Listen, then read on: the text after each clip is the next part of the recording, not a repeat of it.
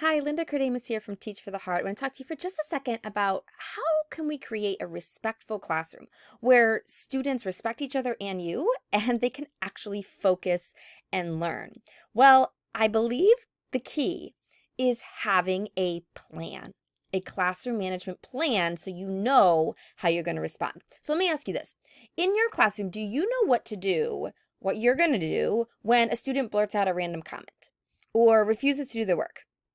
Is rude to you, rude to a classmate, or if half the class is talking when they shouldn't be. If those scenarios are like, oh my goodness, stressing you out just thinking about it because you're like, no, I don't know what to do. That's why having a plan is so key. Now, sometimes I think we get confused about this because we see experienced teachers and you're like, well, they don't have a plan they're following. But that's because they have the tools and confidence that they need. They're an expert and they know what they're doing. They're like an experienced chef who doesn't need a recipe anymore. But if you're new, or if this is just an area you've struggled with and you haven't built that expertise yet, then a plan is immensely helpful. Just like when you're starting cooking, a recipe is very, very helpful, right? We're not, if you're not the experienced chef yet, it's okay. We absolutely can benefit from following a recipe. And then as our skills improve, we may find we need it less and less. What can often happen, if we're newer or if we've been struggling with classroom management, is that if we don't have a plan, then we don't do anything when students misbehave. Or if we do something, it's super inconsistent. We're really hard on the student here, then we let that one go. We are all over the place. And either way, whether you just let everything go, you do nothing, or you're inconsistent, it really creates a disaster. And you might have experienced that. I know I certainly have. And that's because students naturally are going to push boundaries, right? It's what they do. And if the line isn't clear, they're going to keep pushing and pushing and pushing and pushing that line until they they find our breaking point or things are just crazy out of control, right?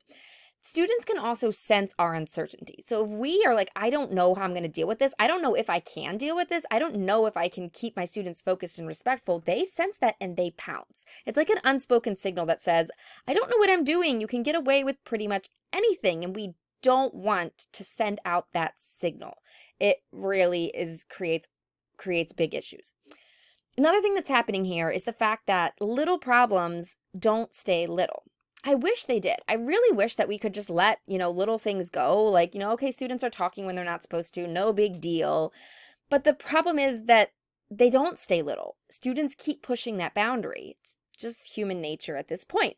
And so what starts out as just little fire, a little bit of talking soon grows into, okay, we got more talking, more disruption. And now, we've got, yelling across the room. And before we know it, you're trying to teach and half the class you isn't listening and you cannot pull them back in. It's just chaos because you didn't deal with things while they were little. They grew and grew until it's just completely out of control. Now, how do we fix that? We have a plan. If we plan ahead of time, when this happens, this is how I will respond. This is how I'm going to deal with various situations in the classroom. When you have that plan, you know ahead of time what you're going to do to various common situations. This helps you be way more consistent.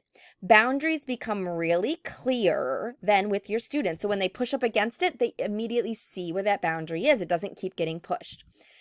It also makes you so much more confident. So you turn off that blinking, I don't know what I'm doing signal because you do know what you're doing. You have a plan. So how do we do this? What exactly do I mean when I say have a plan?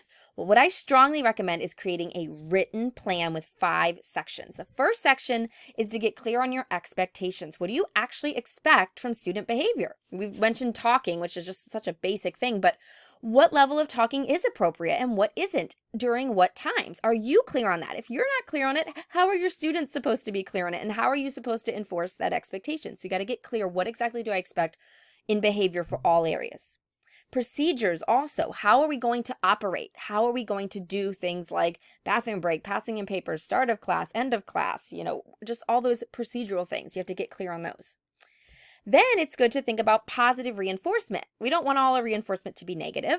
So how can I make sure I'm encouraging my students and giving them positive feedback when things are going well?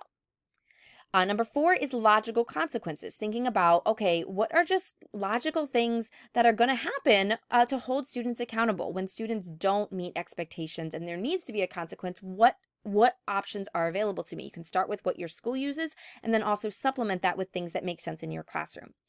And then finally, put it all together by actually writing out, how am I going to respond to common misbehaviors? What am I going to do when students are talking when they shouldn't, when they're rude, when they are lying, when they're deceitful, when they swear, when they walk around the room? As many scenarios as you can think of. How am I going to respond to that? Actually write it out, and then you're ready to go. You have that confidence in our ability to respond. The results when you do this is that you're no longer stressed about what to do because you already figured it out. You can respond consistently because you're simply following your plan. You won't be perfect, but you'll be so much more consistent. The expectations and boundaries become really clear to students because you're staying consistent with them. And as a result, there are going to be way fewer disruptions, and students are going to be so much more respectful of you and each other. I totally believe this statement. Good classroom management does not require you to be mean or have a super authoritative personality. I don't. Lots of good teachers don't. You simply need to have a good plan and then stick to it. You can be the nicest teacher in the world and stick to your plan, and you can have a respectful classroom. We totally believe in that. And if you're saying, Linda, this sounds amazing, but I feel lost. How on earth am I supposed to create this plan? We would love to invite you to join us in the Respectful Classroom, where we help you create the classroom management plan. We walk you through all of those steps, all 5 of those pieces, help you create it. We have templates and resources to help make it really easy. And honestly, you can do it in as little as 5 days if you'd like. So we would love to invite you to join us in Respectful Classroom, because truly having a plan makes all the difference.